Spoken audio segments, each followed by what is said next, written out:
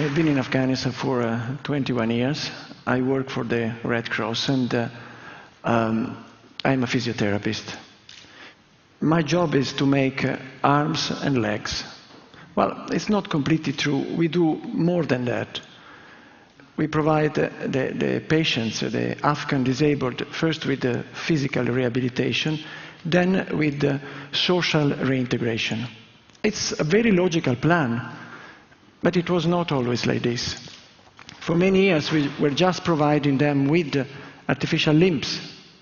It took quite many years for the program to become what it is now. Today, I would like to tell you a story, the story of a big change, and the story of the people who made this change possible. I arrived in Afghanistan in 1990 to work in a hospital for war victims, and then not only for war victims, but it was for any kind of patient. I was also working in the orthopedic center. We call it like this, is the place where we make the legs. At that time, I found myself in a strange situation. I felt quite not ready for that job. There was so much to learn. There were so many things new to me, but it was a terrific job. But as soon as the fight intensified, the physical rehabilitation was suspended. There were many other things to do. So the orthopedic center was closed because physical rehabilitation was not considered a priority.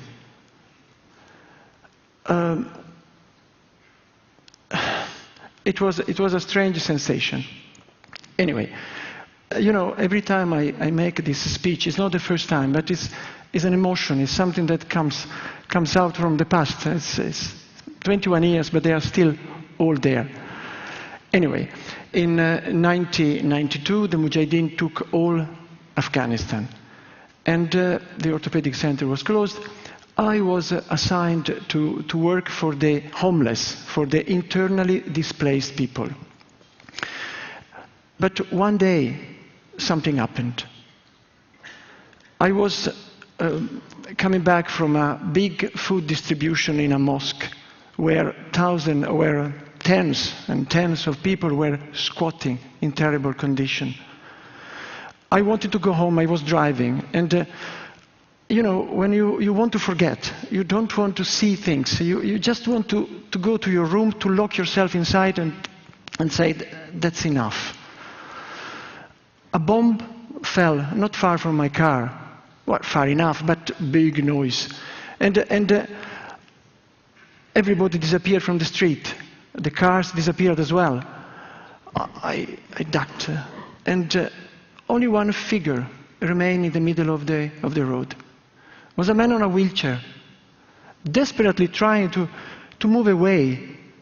Well, I'm not a particularly brave person, I have to confess it, but I could not just ignore him. So I stopped the car, and I went to help. The man was without legs and only with one arm. Behind him there was a child, his son, red in the face, in the effort to push the father. So I took him to a safe place, and I asked, what are you doing out in the street in this situation? I work, he said. I wonder what work. And then I asked even more stupid question, why you don't have the prosthesis? Why you don't have the artificial legs? And he said, the Red Cross has closed. Well, without thinking, I told him, come tomorrow, we will provide you with a pair of legs. The man, his name was Mahmoud, and the child name was Rafi, left. And then I said, oh my God, what did I say? The center is closed, no staff around, maybe the machinery broken. Who is going to make the legs for him? So I hoped that he would not come. This is the streets of Kabul in those days. So I said, well, I will give him some money. And so the following day, I went to the orthopedic center. And I spoke with the gatekeeper. I was ready to tell him, listen, if someone such and such comes tomorrow, please tell him that it was a mistake. Nothing can be done. Give him some money. But Mahmoud and his son were already there. And they were not alone. There were 15, maybe 20 people like him waiting. And there were some staff too. Among them there was my right-hand man, Najmuddin. And the gatekeeper told me, they come every day to see if the center would open. Well, I said, no, we have to go away. We cannot stay here. They were bombing, not very close, but you could hear the noise of the bomb. So we cannot stay here. It's dangerous. It's not a priority. But Najmuddin told me, listen, now we are here. At least we can start repairing the prostheses, the broken prostheses of the people, and maybe try to do something for people like Mahmoud. Oh, no, I said, no, please, we cannot do that. It's really, it's dangerous. We have other things to do. But they insisted. When you have 20 people in front of you looking at you, and you are the one who have to decide. So we started doing some repairs. Also, one of the physiotherapists reported that Mahmoud could be provided with leg, but not immediately. The legs were swollen and the knees were stiff, so he needed a long preparation. Believe me, I was worried because I was breaking the rules. I was doing something that I was not supposed to do. In the evening, I went to speak with the bosses at the headquarters, and I told them, I lied. I told them, listen, we are going to start a couple of hours per day, just a few repairs. Maybe some of them is here now. So we started. I was working. I was going every day to work for the homeless. And Najmuddin was staying there, doing everything, and reporting on the patient. He was telling me, patients are coming. Well, we knew that many more patients could not come, prevented by the fight, but people were coming. And Mahmoud was coming every day. And slowly, week after week, his legs were improving, the stump were cast, prosthesis made, and he was starting the real physical rehabilitation. He was coming every day, crossing the front line. A couple of times I crossed the front line in the very place where Mahmoud and his son were crossing. I tell you, it was something so sinister that I was astonished. He could do it every day. But finally, the great day arrived. Mahmoud was going to be discharged with his new legs. It was April, I remember, a very beautiful day. April in Kabul is beautiful, full of roses, full of flowers.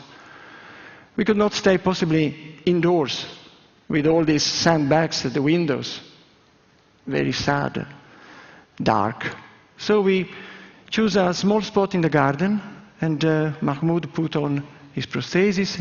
The other patients did the same, and they started practicing for the last time before being discharged. Suddenly, they started fighting. Two groups of mujahideen started fighting. We could hear in the air, the bullet passing. So we dashed, all of us, towards the shelter. Mahmoud grabbed his son, I grabbed someone else. Everybody was grabbing something, and then we ran. You know, 50 meters can be a long distance if you are totally exposed. But we managed to reach the shelter. Inside, all of us panting, we sat a moment, and I heard Rafi telling his father, "Father, you can run faster than me." And Mahmoud, "Of course I can. I can run, and now you can go to school. No need of staying with me all the day pushing my wheelchair." Later on, we took them home, and I will never forget Mahmoud and his son walking together, pushing the empty wheelchair. And then I understood. physical rehabilitation is a priority. Dignity cannot wait for better times. Well, I met, from that day on, we never closed a single day. Well, sometimes we suspended for a few hours, but we never closed it again. I met Mahmoud 1 year later. He was in good shape, a bit thinner. He needed to change his prosthesis, a new pair of prosthesis. I asked about his son. He told me he's at school, he's doing quite well. But I understood he wanted to tell me something. So I asked him, so what is that? He was sweating. He was clearly embarrassed. And he was standing in front of me, his head down. He said, you have taught me to walk. Thank you very much. Now help me not to be a beggar anymore. That was the job. My children are growing. I feel ashamed. I don't want them to be teased at school by the other students. I said, okay. I thought how much money I have in my pocket, just to give him some money. It's the easiest way. He read my mind. And he said, I ask for a job. And then he added something I will never forget for the rest of my life. He said, I am a scrap of a man, but if you help me, I'm ready to do anything, even if I have to crawl on the ground. And then he sat down. I sat down too, with the goosebumps everywhere. And legless, with only one arm, illiterate, unskilled. What job for him? Najmuddin told me, well, we have a vacancy in the carpentry shop. We can... What? I said, stop. Well, yeah, we need to increase the production of feet. We need someone, to employ someone to glue and screw the sole of the feet. We need to increase the production. Excuse me? I could not believe. And then he said, no, we can modify the workbench, maybe to put a special stool, a special anvil, a special vise, and maybe an electrical screwdriver. So I said, listen, it's insane. And it's even cruel to think of anything like this. That's a production line, and a very fast one. It's cruel to offer him a job knowing that it's going to fail. But with Najmuddin, we cannot discuss. So the only things I could manage to obtain was a kind of compromise. Only 1 week. 1 week try, not a single day more. 1 week later, Mahmoud was the fastest in the production line. I told Najmuddin, that's a trick. I can't believe it. The production was 20% up. It's a trick, I said. And then I asked for a verification. It was true. The comment of Najmuddin was, Mahmoud has something to prove. I understood that I was wrong again. Mahmoud had looked taller. I remember him sitting behind the workbench, smiling. Was a new man, taller again. Of course, and I understood that what made him stand tall. Yeah, wear the legs, yes, thank you very much. But as a first step, it was the dignity. He has regained his full dignity thanks to that job. So, of course, I understood, and then we started a new policy completely different. Now we decided to employ as many disabled as possible, to train them in any possible job. It became a policy of positive discrimination, we call it now. And you know what? It's good for everybody. Everybody benefits from that. Those employed, of course, because they get a job and dignity. But also for the newcomers. There are 7,000 every year, people coming in for the first time. And you should see the face of these people when they realize that those assisting them are like them. Sometimes you see them, they look, oh, and you see the face, and the surprise turns into hope. And it's easy for me as well to train someone who has already passed through the experience of disability. Poof, they learn much faster. The motivation, the empathy they can establish with the patient is completely different, completely. Scrap of men do not exist. People like Mahmoud are agents of change. And when you start changing, you cannot stop. So employing people, yes, but also we started projects of microfinance, education. And when you start, you cannot stop. So you do vocational training, home education for those who cannot go to school. Physiotherapists can be done not only in the orthopedic center, but also in the houses of the people. There is always a better way to do things. Yeah, that's Najmuddin, the one with the white coat. Terrible Najmuddin is that one. I have learned a lot from people like Najmuddin, Mahmoud, Rafi.